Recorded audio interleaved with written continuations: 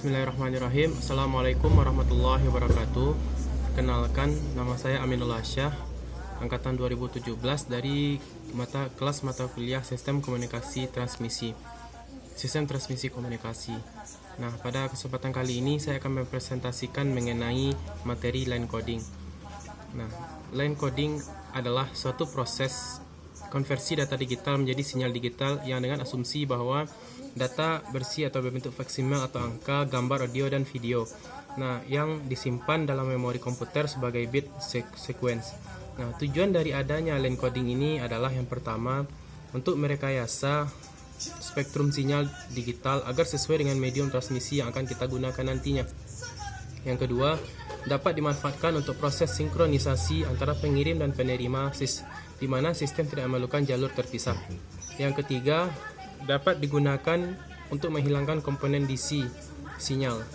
Nah, yang keempat, line coding dapat digunakan untuk menaikkan data rate, dan yang terakhir, di mana teknik line coding dapat digunakan untuk pendeteksian kesalahan. Nah, berdasarkan line coding di atas, maka level sinyal tersebut kita bagi menjadi 3 line coding. Yang pertama ada unipolar atau menggunakan level plus V, 0. Yang kedua ada polar atau antipodal menggunakan level plus V, min V. Dan yang terakhir itu ada bipolar menggunakan level plus V, 0 dan min V.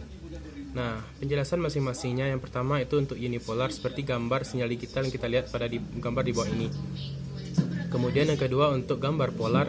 Nah, seperti yang kita lihat pada gambar di bawah ini, di mana jenis pengkajian polar mempunyai dua buah level, yaitu min V dan plus V. Nah, berikut penjelasannya. Yang pertama untuk non return to zero low, di mana level plus V digunakan untuk menyatakan data biner, sedangkan untuk level tegangan min V untuk menyatakan data bilangan biner 1. Yang kedua non return to zero inverted. Nah, di mana level min V dan plus V menyatakan adanya perubahan dan data biner menuju logika 1.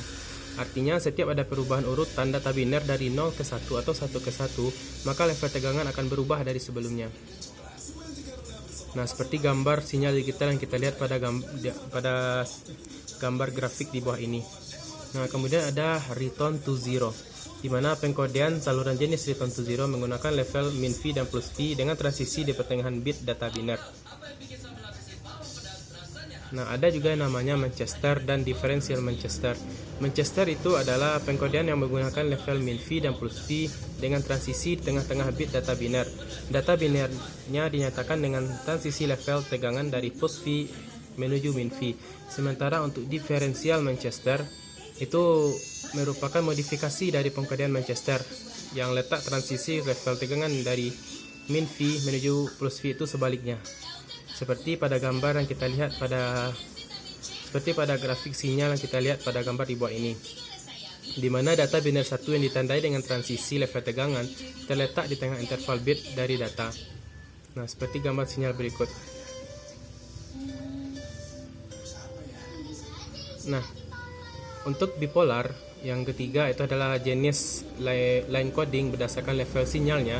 Maka pengkodean itu menggunakan 3 buah level tegangan, yaitu min V atau min tegangan, kemudian 0 dan plus V untuk menyatakan data tersebut biner.